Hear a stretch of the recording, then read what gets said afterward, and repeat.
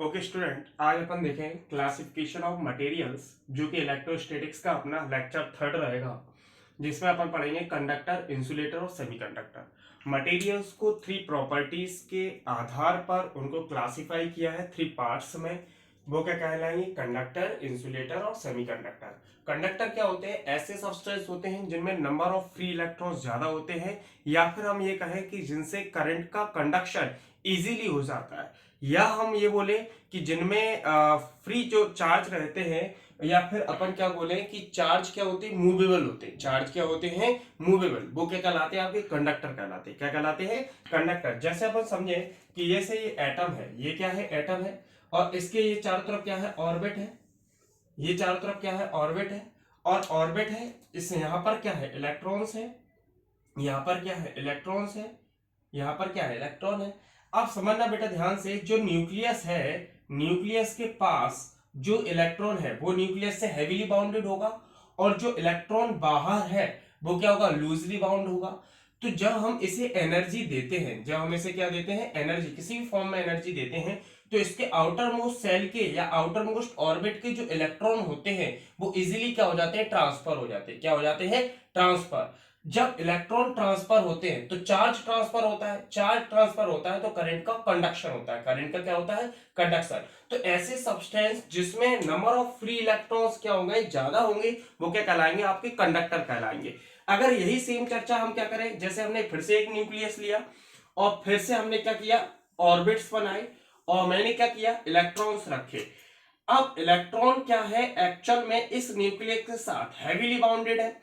जब इस न्यूक्लियस के साथ हैवीली बाउंडेड होंगे, आपने क्या किया? एनर्जी दी, सेम प्रोसेस रिपीट की। जब आपने एनर्जी दी तो इसके जो एटम्स के इलेक्ट्रॉन्स थे उन्होंने क्या किया? एनर्जी को एब्जॉर्ब किया, बट वो फ्री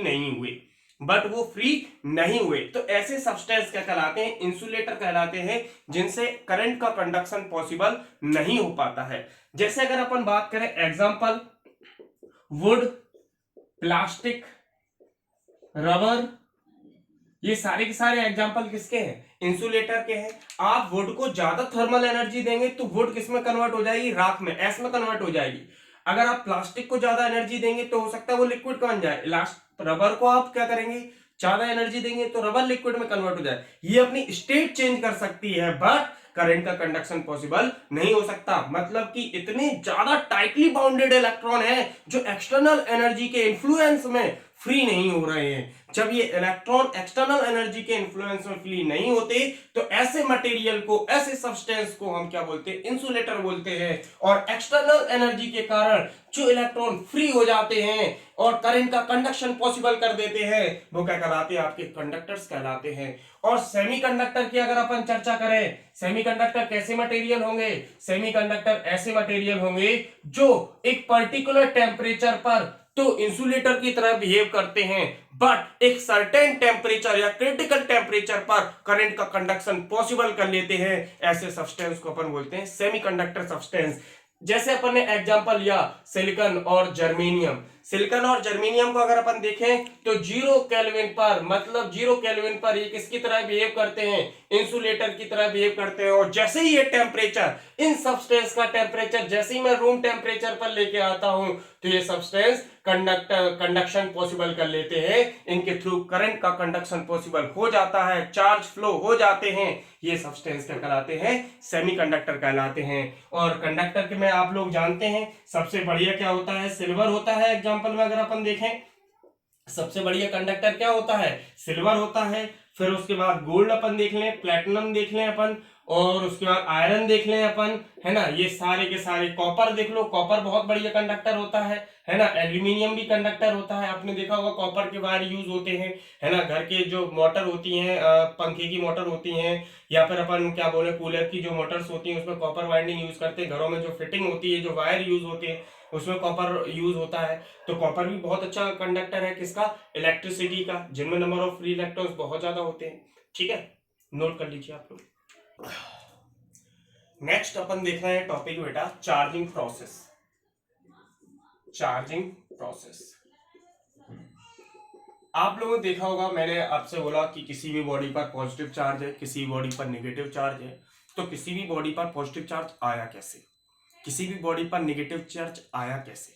तो वो 3 प्रोसेस होती हैं जिनको अपन डिस्कस करने वाले हैं, जिससे कोई भी बॉडी क्या होती है, चार्ज गेन करती है। क्या करती है, चार्ज गेन करती है।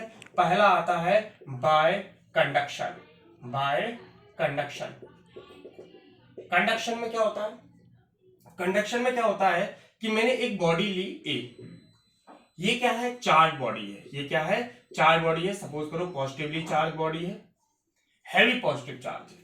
और एक अपन ने बॉडी ली बी, ठीक है, ये बॉडी न्यूट्रल है, ये बॉडी क्या है, न्यूट्रल है। अब इस चार्ज बॉडी के कांटेक्ट में मैं बी को लेके जाता हूं, चार्ज बॉडी के कांटेक्ट में मैं किसको लेके आता हूं, बी को लेके आता हूं।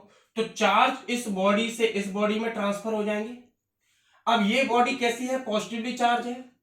ये बॉडी कैसी है, पॉजिटिवली चार्ज है। तो पॉजिटिव चार्ज, जब ये बॉडी पॉजिटिवली चार्ज है मतलब इस पर पॉजिटिव चार्ज ज्यादा है, तो वो क्या करेगी, कुछ पॉजिटिव चार्ज किसको दे देगी, बी को दे देगी। जैसे ये बॉडी चार्ज हो जाएगी तो हम बॉडी को क्या कर देंगे, सेपरेट कर देंगे। क्या कर देंगे, सेपरेट कर देंगे। तो ये भी बॉडी पॉजिटिव चार्ज हो जाएगी और ये भी बॉडी क्या हो जाएगी, पॉजिटिव चार्ज हो जाएगी। इस फिनोमेना को अपन बोलते हैं कंडक्शन बॉडी, कंडक्शन बोलते हैं। क्या बोला मैंने, जब किसी भी कोई भी बॉडी है, एक अपनी पॉजिटिवली चार्ज बॉडी है और बी क्या है, न्यूट्रल बॉडी है। जब चार्ज बॉडी को न्यूट्रल बॉडी के कांटेक्ट में रखते हैं तो चार्ज बॉडी से चार्ज कहां पर जाने लगते हैं, न्यूट्रल बॉडी की तरफ जाने लगते हैं। कुछ समय बाद हम इन दोनों को सेपरेट करते हैं तो देखते हैं सेम चार्ज दोनों बॉडी पर क्या हो जाता है, प्रोड्यूस हो जाता है। नोट कर लीजिए स्टूडेंट। अब अपन समझे charging process by induction. Induction कैसे होता है, जैसे सपोज करो मैंने क्या लिया, एक हैवी पॉजिटिव चार्ज ले लिया। एक क्या ले लिया, हैवी पॉजिटिवली चार्ज बॉडी ले ली, पॉजिटिवली चार्ज बॉडी ले ली। जैसे ए मेरी क्या है, ए हैवीली पॉजिटिव चार्ज बॉडी है, ये मतलब इस पर प्लस पॉजिटिव चार्ज ज्यादा होगा, नेगेटिव चार्ज क्या होगा, कम होगा। मैं इसके पास एक न्यूट्रल बॉडी लेके आता हूं, बी मेरी कैसी बॉडी है, न्यूट्रल बॉडी है। न्यूट्रल बॉडी का मतलब है जितना पॉजिटिव चार्ज होगा उतना ही नेगेटिव चार्ज होगा। जब मैं इसके पास लेके जाता हूं, कांटेक्ट में नहीं, इसके पास लेके जाता हूं, तो होता क्या है, जब मैं इसके पास लेके जाता हूं तो ये ए जो है जिस पर पॉजिटिव चार्ज है, ये क्या करता है, बी के पॉजिटिव चार्ज को रिपेल करता है, बी के पॉजिटिव चार्ज को रिपेल करता है और नेगेटिव चार्ज को अपनी ओर क्या करता है, अट्रैक्ट करता है। क्या करता है, अट्रैक्ट करता है। ये हो गया। अब हमें क्या करना है, इस बॉडी पर, this process is called induction. ये इंडक्शन प्रोसेस हो चुकी है लेकिन हमें इसे चार्ज करना है। अब यहां तो सर जितना पॉजिटिव चार्ज था वो इस एंड पर आ गया, जितना नेगेटिव चार्ज था वो इस एंड पे आ गया, ये तो अभी भी न्यूट्रल है। तो इसे सपोज करो मुझे नेगेटिवली चार्ज करना है, मुझे क्या करना है, इसे नेगेटिवली चार्ज करना है। तो मैं इसका कनेक्शन किससे कर दूंगा, अर्थ से कर दूंगा। क्या कर दूंगा, अर्थ से क्या होंगे, इलेक्ट्रॉन आएंगे। अर्थ क्या है, earth is the biggest source of electrons. अब यहां से इलेक्ट्रॉन आएंगे, ये पॉजिटिव, ये जो नेगेटिव चार्ज है ये पॉजिटिव चार्ज को क्या कर देगा, न्यूट्रलाइज कर देगा। क्या कर देगा, न्यूट्रलाइज। और बी बॉडी पर क्या बनेगा, सिर्फ और सिर्फ क्या बचेगा, नेगेटिव चार्ज बचेगा। और ए जो बॉडी थी जिस पर पॉजिटिव चार्ज था, इस बॉडी को हम क्या कर लेंगे, अब हटा लेंगे, इस बॉडी को हटा लेंगे। तो बी पर क्या बचेगा, सिर्फ और सिर्फ नेगेटिव चार्ज बचेगा, सिर्फ और सिर्फ क्या बचेगा, नेगेटिव चार्ज। क्या बोला मैंने कि ए मैंने कोई भी बॉडी ली जो हैवीली पॉजिटिव चार्ज है, हैवीली क्या है, पॉजिटिव चार्ज है। बी एक न्यूट्रल बॉडी है, न्यूट्रल बॉडी मतलब जितना पॉजिटिव चार्ज होगा उतना ही नेगेटिव चार्ज होगा। जब मैं ए के कांटेक्ट में, मतलब ए के पास बी को लेके जाता हूं, कांटेक्ट में नहीं, बी को मैं ए के पास लेके जाता हूं, तो क्या होता है, इसके जो पॉजिटिव चार्ज होते हैं बी में प्रेजेंट पॉजिटिव चार्ज को क्या मारते हैं, रिपेल करते हैं। क्या मारते हैं, धक्का मारते हैं। और ये नेगेटिव चार्ज को अपनी ओर क्या कर लेते हैं, अट्रैक्ट कर लेते हैं। तो इस सरफेस पर नेगेटिव चार्ज आ गया, इस सरफेस पर क्या आ गया, पॉजिटिव चार्ज आ गया। अब मुझे इस बॉडी को चार्ज करना है, मुझे क्या करना है, इस बॉडी को चार्ज करना है। तो मैंने इसका कनेक्शन किससे कर दिया, अर्थ से कर दिया। तो जो इलेक्ट्रॉन थे वो क्या करेंगे, यहां आ जाएंगे और इसके पूरे पॉजिटिव चार्ज को न्यूट्रलाइज कर देंगे।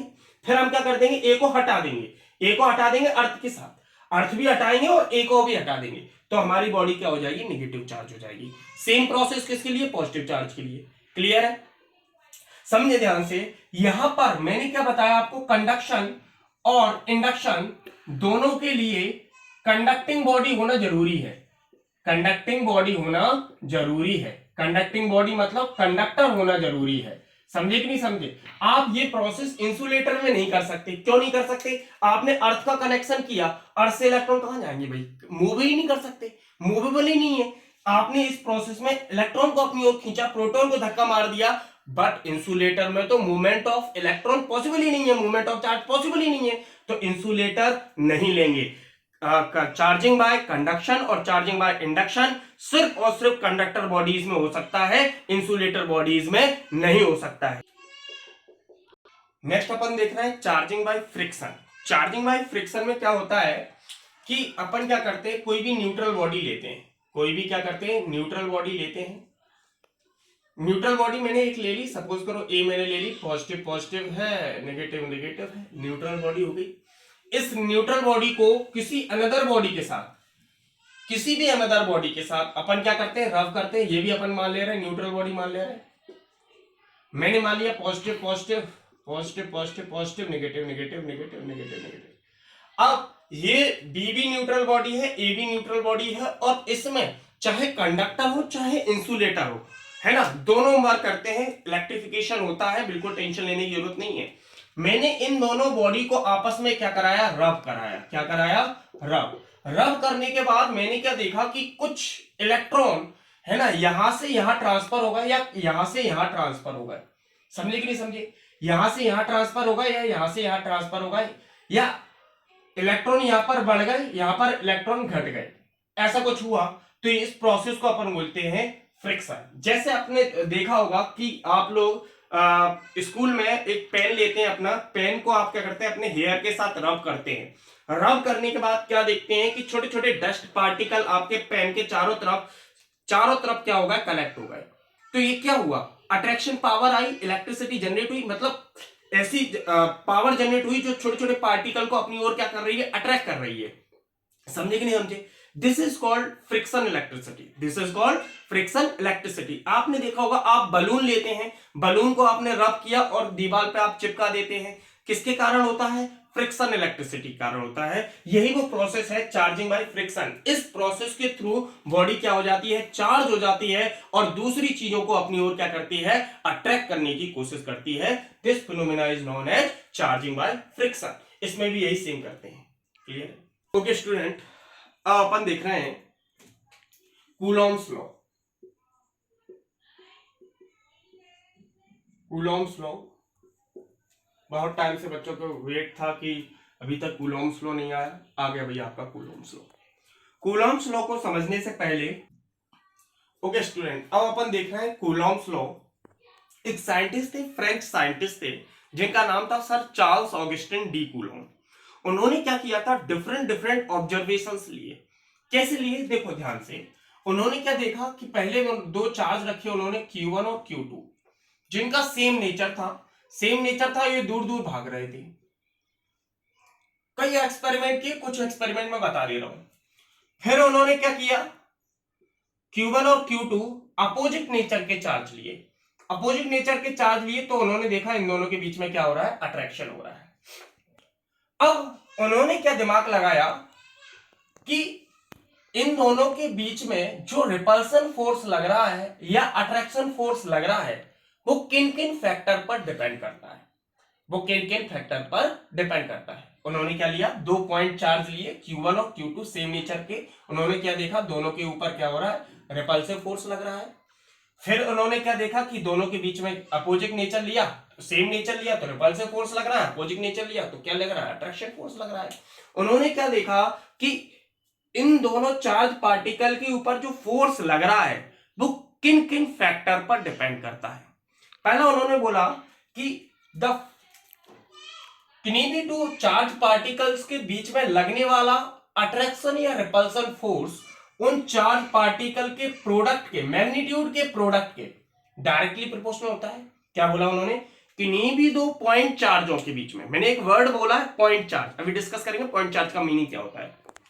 किन्हीं भी दो पॉइंट चार्जों के बीच लगने वाला अट्रैक्शन या repulsion force in point charge के मैग्नीट्यूड के प्रोडक्ट के डायरेक्टली प्रोपोर्शनल होता है। मतलब माइनस से हमारा लेना देना अभी नहीं होगा, माइनस सिर्फ और सिर्फ बताएगा नेचर ऑफ फोर्स। अभी बता रहा है वो फोर्स किन किन फैक्टर पर डिपेंड कर रहा है। समझना ध्यान से। कि किन्हीं भी दो पॉइंट चार्जों के बीच लगने वाला अट्रैक्शन या रिपल्सन फोर्स उन पॉइंट चार्ज के मैग्नीट्यूड के प्रोडक्ट के डायरेक्टली प्रोपोर्शनल होता है और उनकी बीच की डिस्टेंस के स्क्वायर के इनवर्सली प्रोपोर्शनल हुआ। उनके बीच की डिस्टेंस के स्क्वायर के इनवर्सली प्रोपोर्शनल हुआ, इसीलिए इसका एक और नाम दे दिया गया इनवर्स स्क्वायर लॉ। क्या नाम दे दिया गया? Inverse square law.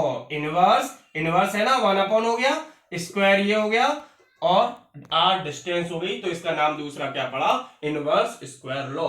उन्होंने बोला किन्हीं भी दो पॉइंट चार्जों के बीच लगने वाला अट्रैक्शन और रिपल्सन फोर्स उन पॉइंट चार्जों के मैग्नीट्यूड के प्रोडक्ट के डायरेक्टली प्रोपोर्शनल होता है और उनके बीच के डिस्टेंस के स्क्वायर के इनवर्सली प्रोपोर्शनल होता है। जब इन्होंने फर्स्ट और सेकंड इक्वेशन को मैंने सेपरेट किया तो फ्रॉम इक्वेशन फर्स्ट ने कंबाइन किया तो क्या देखा अपन ने? F डायरेक्टली प्रोपोर्शनल हुआ Q1 Q2 upon are square. Proportionality का साइन हटता है तो एक कांस्टेंट आता है K Q1 Q2 upon are square. यहां पर K की वैल्यू होती है 1/4 पाई एप्सिलॉन नॉट।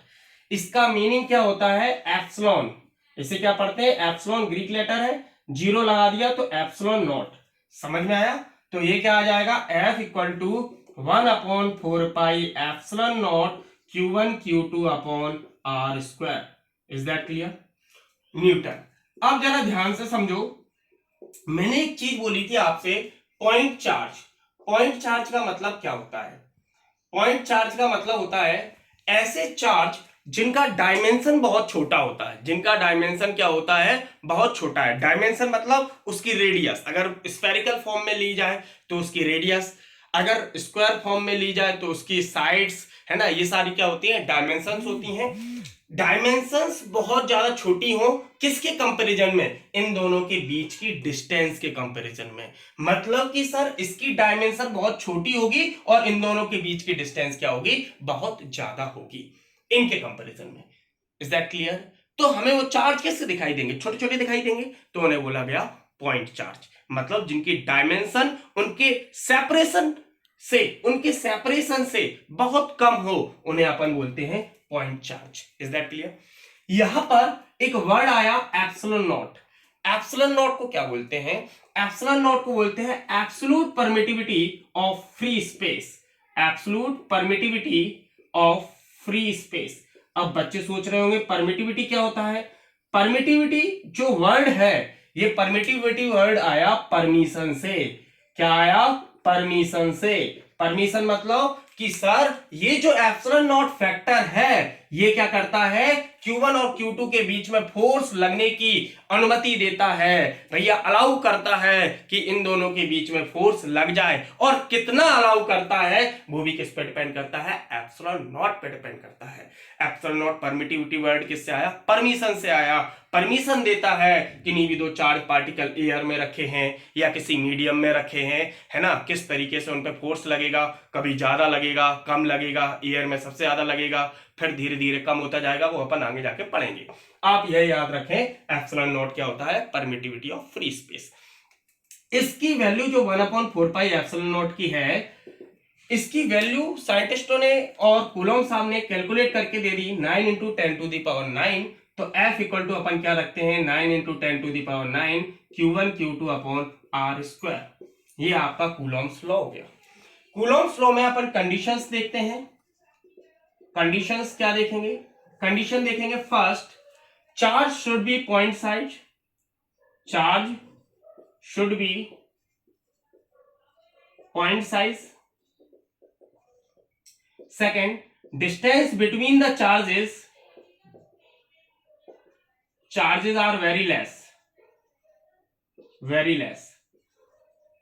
मतलब कि जो आपने लिए हैं चार्ज, वो पॉइंट चार्ज होनी चाहिए और उनके बीच की डिस्टेंस भी बहुत कम होनी चाहिए। ऐसा नहीं है कि एक चार्ज आपने अहमदाबाद में रख दिया और दूसरा मुंबई में रख दिया और उसके बीच में फोर्स निकाल रहा है, ऐसा नहीं होना चाहिए। उनके बीच की जो डिस्टेंस है बहुत कम होनी चाहिए। ठीक है, नोट डाउन कर लीजिए। ओके स्टूडेंट, कूलॉम्स लॉ का मैं स्टेटमेंट भी नोट डाउन कर लीजिए आप लोग। मैंने स्टेटमेंट भी लिख दिया।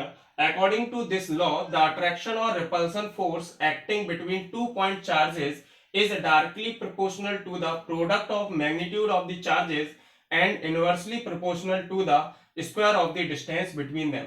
This is the statement of Coulomb's law, है ना? You please write down it. तो अपन देखेंगे यूनिट चार्ज। क्वेश्चन में ये अटैच होकर आता है कि यूनिट चार्ज डिफाइन करो।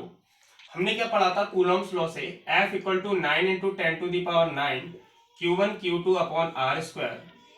अगर मैं Q1 और Q2 को आपस में इक्वल कर दूं, मैंने बोल दिया कि दोनों चार्ज इक्वल है और दोनों चार्ज के बीच की डिस्टेंस कितनी मान ली मैंने 1 न्यूटन, और वो जो फोर्स एक्सपीरियंस कर रहे हैं वो कितना कर रहे हैं 9 into 10 to the power 9 newton का। मैंने क्या माना कि दो चार्जेस हैं Q1 और Q2, इन दोनों को मैंने बराबर किया और इन दोनों के बीच की डिस्टेंस 1 मीटर कर दी। और अब मैंने क्या बोला कि इन दोनों ये जो फोर्स एक्सपीरियंस कर रहे हैं वो कितना कर रहे हैं 9 into 10 to the power 9 newton. Is that clear?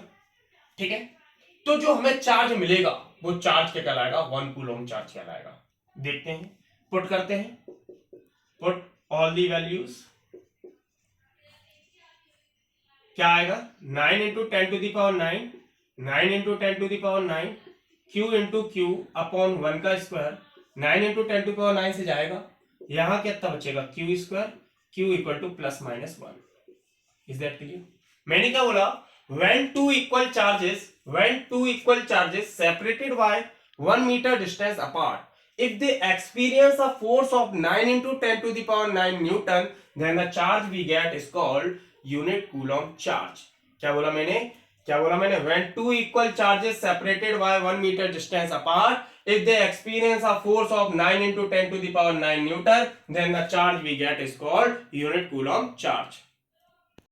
Okay student, अब ये डेफिनेशन इसकी लिख लीजिए आप लोग। When two equal charges separated by unit distance apart, if they experience a force of 9 into 10 to the power 9 newton, then the charge we get is called unit coulomb charge.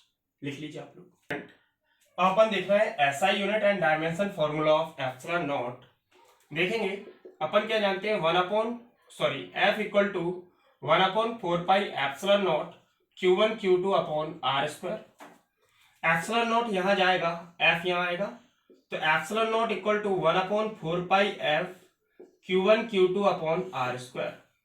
Epsilon naught equal to, charge की SI unit होती है बेटा coulomb. Charge की SI unit क्या होती है Coulomb. यहां भी चार्ज की SI यूनिट क्या होगी कूलॉम, अपॉन 4 पाई यूनिटलेस डायमेंशनलेस क्वांटिटी है, 4 पाई कांस्टेंट है ना, तो ये इसका यूनिट नहीं होती और डायमेंशन भी नहीं होती। फोर्स क्या होगा न्यूटन होगा, R डिस्टेंस है, किसमें मेजर कर रहे हैं अपन मीटर में, तो ये कितना होगा coulomb into coulomb, coulomb square upon newton metre square. इसे शॉर्ट में क्या लिख सकते हैं coulomb square newton metre square. ये SI यूनिट है, ये SI यूनिट है। अगर मैं बात करूं, this is the SI unit. अगर मैं बात करूं डायमेंशन फॉर्मूले की, तो डायमेंशन फॉर्मूला क्या होता है जरा बताओ मुझे। अपन 10th में पढ़ा होगा rate of flow of charge is called current, clear है। तो Q इक्वल टू क्या होता है IT, 11th में कराते हैं। I मतलब करंट, करंट का क्या होता है ampere, A T time, time का क्या होता है AT। तो चार्ज का डायमेंशन फॉर्मूला क्या होता है AT, चार्ज का डायमेंशन फॉर्मूला क्या होता है AT। तो ये देखें चार्ज का डायमेंशन फॉर्मूला हुआ AT, तो ये कितना हो गया AT का होल स्क्वायर हो गया। न्यूटन क्या होगा ml T इनवर्स 2। फोर्स का डायमेंशन फॉर्मूला क्या होता है, फोर्स की SI यूनिट होती है न्यूटन, फोर्स का डायमेंशन फॉर्मूला होता है ml T इनवर्स 2, और लेंथ का क्या होता है L स्क्वायर।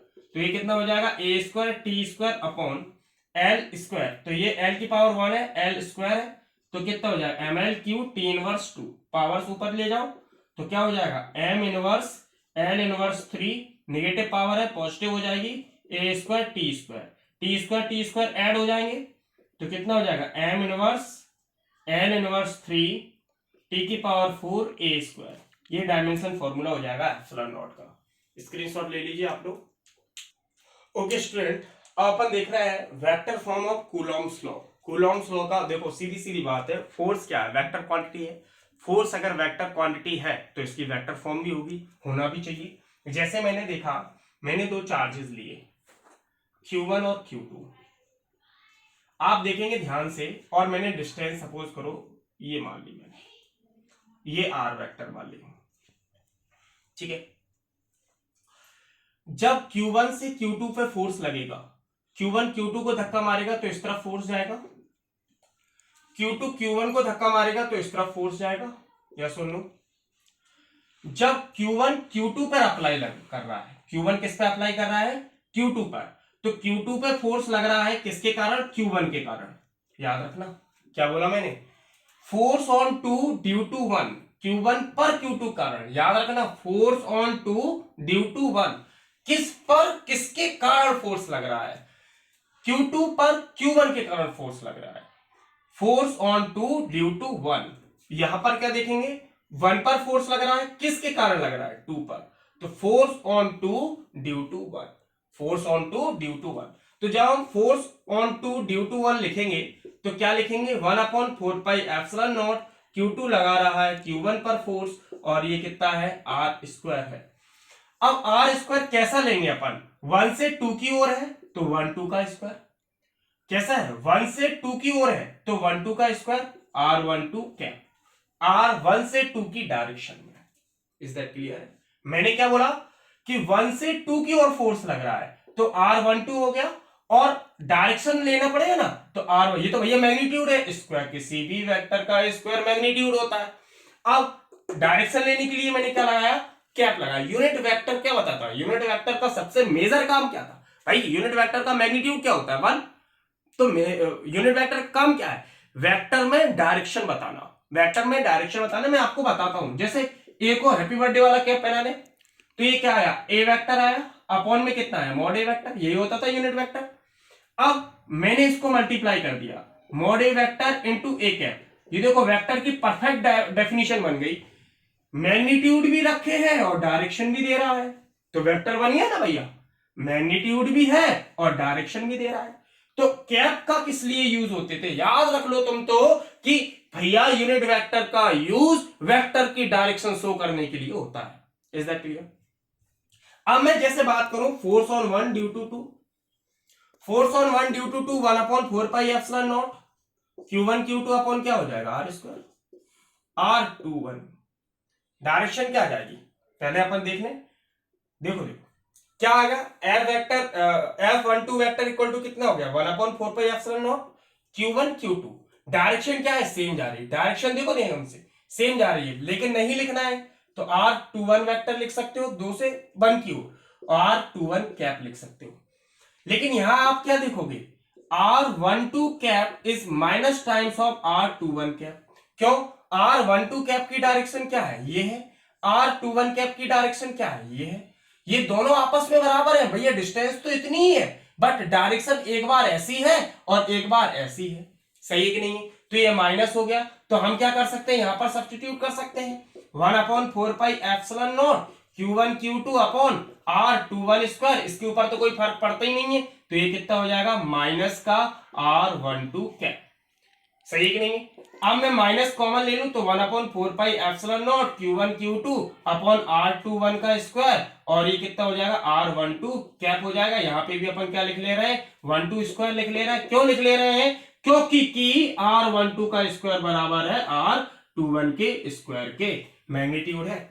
इसकी वैल्यू क्या आई, जरा देखो ध्यान से, इसकी वैल्यू क्या आई, इसकी वैल्यू क्या आई, जरा देखो, F vector F12 vector equal to, ये माइनस में F21 वेक्टर है, ये माइनस में क्या है, F21 वेक्टर है। यहां से एक और नया कंक्लूजन निकाला हमने, ये तो वेक्टर लिखने का तरीका है, ये दोनों तरीके से अपन क्या लिख सकते हैं, फोर्स लिख सकते हैं वेक्टर फॉर्म में, क्या लिख सकते हैं, वेक्टर फॉर्म में कूलॉम्स लॉ है, ये यही क्या है, वेक्टर फॉर्म में कूलॉम्स लॉ है। इसको फर्दर ड्राइव किया तो मैंने निकाला F12 vector equal to minus F21 vector. ये एक्चुअल में है क्या, ये क्या है, एक्सल रिएक्शन पेयर है, ये क्या है, action reaction pair, Newton's third law.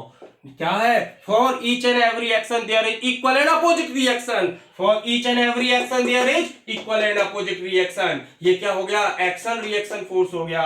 एक और प्रॉपर्टी मिल गई, अगर मैं माइनस को यहां ले जाऊं तो plus F21 vector equal to 0 vector. ये भी अपन को समझ में आ गया भैया। क्या समझ में आ गया कि कंजर्वेटिव फोर्स है। क्या है, कंजर्वेटिव फोर्स है, मतलब सिस्टम के अंदर नेट फोर्स 0 है, बट फोर्स तो लग रहा है ना। इसका इस पे लग रहा है, इसका इस पे लग रहा है। अगर इस सिस्टम की बात करें तो सिस्टम पर नेट फोर्स क्या है, 0 है, मतलब कंजर्वेटिव फोर्स भी हो गया, एक्शन रिएक्शन पेयर भी हो गया। देखो आप कंक्लूजन निकालो, F12 vector plus F21 vector equal to 0 vector, है ना। इनका सम कितना आ गया, 0 आ गया। नोट कर लीजिए आप लोग। अब अपन क्या देखते हैं, हमने क्या देखा था कि किसी भी सिस्टम पर नेट फोर्स कितना हो रहा था, 0, मतलब एफ नेट क्या है, 0 है। अगर एफ नेट 0 है, इसका मतलब क्या होता है, अगर नेट फोर्स 0 है इसका मतलब क्या होता है। देखिए आप लोगों ने एक चीज पढ़ी होगी law of conservation of momentum में, शायद आप लोगों ने पढ़ी होगी law of conservation of momentum में। देखो समझना, रिलेशन अगर अपन देखें, relation between force and momentum क्या होता था, याद है, F इक्वल टू होता था dp अपॉन dt, होता था कि नहीं होता था। अब F को मैंने क्या किया, 0 किया, तो dp upon dt, dp equal to क्या होगा, 0 इंटू dt, तो dp इक्वल टू क्या हो जाएगा, 0। इंटीग्रेट करो, integrate both side, dp equal to क्या होगा, 0 dt, p कांस्टेंट। इसका मतलब क्या आ गया, नया लॉ आ गया। मतलब कि अगर किसी भी सिस्टम का नेट फोर्स 0 हो रहा है, किसी भी सिस्टम का टोटल फोर्स 0 हो रहा है, मतलब वो उसका मोमेंटम भी क्या होगा, कांस्टेंट होगा। उस सिस्टम का मोमेंटम भी क्या होगा, कांस्टेंट होगा। इसका यूज हम न्यूमेरिकल्स में करेंगे डिफरेंट डिफरेंट टाइम पे। याद रखना इस प्रॉपर्टी को। क्या बोला मैंने, कूलॉम्स लॉ क्या है, एक्शन रिएक्शन पेयर है। क्या है, एक्शन रिएक्शन पेयर, और एक्शन रिएक्शन पेयर होने के कारण इस पर नेट फोर्स क्या हो गया, 0 हो गया। और जिन पर नेट फोर्स 0 होता है उनका मोमेंटम क्या होता है, कांस्टेंट होता है। और अगर मोमेंटम कांस्टेंट हो गया तो ये law of conservation of momentum को फॉलो करता है। मतलब कि Coulomb's law of conservation of momentum को भी क्या करता है, फॉलो करता है। यहां से आप लोग देख सकते हैं, नोट डाउन कर लीजिए, स्क्रीनशॉट ले लीजिए। नेक्स्ट टॉपिक अपन देख रहे हैं फोर्स डिपेंडेंसी ऑन मीडियम। जैसा कि कूलॉम्स लॉ ने बताया था कि कूलॉम्स लॉ ने जब लॉ दिया था तो उन्होंने बोला था कि my law is independent from the medium. But further जो साइंटिस्ट आए उन्होंने अपनी डिस्कवरीज की, अपनी इन्वेंशंस किए, उन्होंने बताया कि नहीं नहीं भैया, फोर्स इंडिपेंडेंट नहीं है मीडियम के, फोर्स तो डिपेंड करता है मीडियम पे।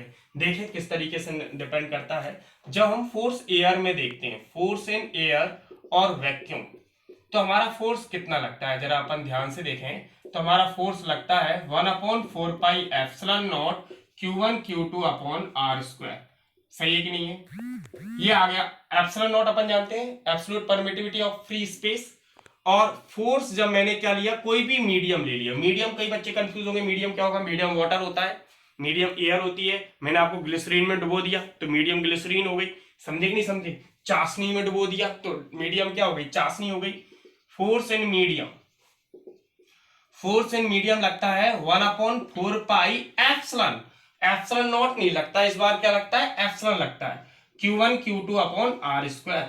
सेकेंड इक्वेशन, ये फोर्स इन मीडियम है। एप्सिलॉन क्या है, absolute permittivity of medium, absolute permittivity of medium, permittivity of medium, या फिर सिंपल वर्ड में बोलते हैं permittivity of medium.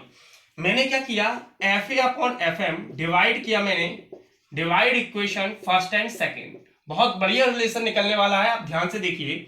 Fa upon Fm कितना आएगा, 1/4 pi epsilon naught Q1 Q2 upon R square, 1/4 pi epsilon Q1 Q2 upon R square. यहां से Q1 Q2 upon R square cut जाएगा, यहां से 1/4 पाई 1/4 पाई कट जाएगा। Fa upon Fm equal to निकल के आएगा epsilon upon epsilon naught, middle term का मल्टीप्लाई, आउटर टर्म का मल्टीप्लाई। ये जो रेशियो है ये इसके बराबर होता है एप्सिलॉन आर के। एप्सिलॉन आर को बोलते हैं relative permittivity of medium, relative permittivity of medium, relative permittivity of medium, ये आपका क्या होता है, एप्सिलॉन आर होता है। अगर मैं यहां से epsilon equal to epsilon naught को यहां रखूं तो एप्सिलॉन नॉट एप्सिलॉन आर होता है। इस एप्सिलॉन की वैल्यू कहां पुट कर दूं, इक्वेशन सेकंड में कर दूं, तो put the value of epsilon in equation second में जैसी वैल्यू पुट की तो एफ एम इक्वल टू कितना आ गया, 1/4 pi epsilon naught epsilon r Q1 Q2 upon are square आ गया। जरा आपने ध्यान से देखा, ये तो मीडियम में निकल के आ गया फोर्स, और अच्छा रिलेशन देखा आपने तो आपको समझ में आया ये क्या आ गया, F A upon epsilon r आ गया। मतलब कि मीडियम में फोर्स एयर के फोर्स से एप्सिलॉन आर टाइम्स कम हो जाता है। क्या बोला मैंने, मीडियम में फोर्स एयर के, मीडियम में जो फोर्स लगता है वो एयर के फोर्स से 1/εr टाइम्स कम हो जाता है। जैसे फॉर एग्जांपल के लिए मैंने लिया कि एयर में फोर्स मेरा 40 न्यूटन है और एप्सिलॉन आर की वैल्यू 2 है, तो मेरा मीडियम जिसकी वैल्यू 2 है वो कितना हो जाएगा, 20 न्यूटन। मतलब कि फोर्स जस्ट आधा हो गया, किसके कारण, मीडियम के कारण। और एयर में फोर्स कितना लग रहा था, 40 न्यूटन लग रहा था। और एयर के लिए एप्सिलॉन आर की वैल्यू 1 होती है, नियरली 1 होती है। एयर और वैक्यूम के लिए परफेक्ट 1 नहीं बोल सकते, बट नियर 1 होती है। किसके लिए, एयर और वैक्यूम के लिए एप्सिलॉन आर की वैल्यू क्या होती है, नियर 1 होती है। यहां से आप लोग नोट कर लीजिए सारी चीजें। यहां आपको यहां पर एप्सिलॉन आर की डेफिनेशन भी मिल जाएगी, एप्सिलॉन आर की डेफिनेशन अभी मैं लिख दूंगा, आप ये नोट कर लीजिए।